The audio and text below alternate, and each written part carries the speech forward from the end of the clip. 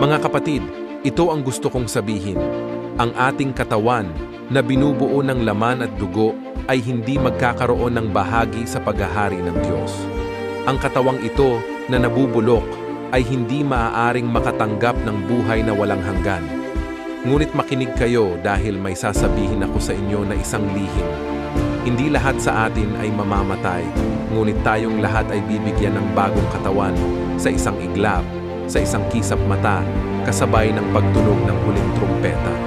At sa pagtunog ng trumpeta ay muling bubuhayin ang mga patay at bibigyan ng katawang hindi nabubulok. At tayong mga buhay pa ay bibigyan din ng bagong katawan, sapagkat itong katawan nating nabubulok at namamatay ay dapat mapalitan ng katawang hindi nabubulok at hindi namamatay.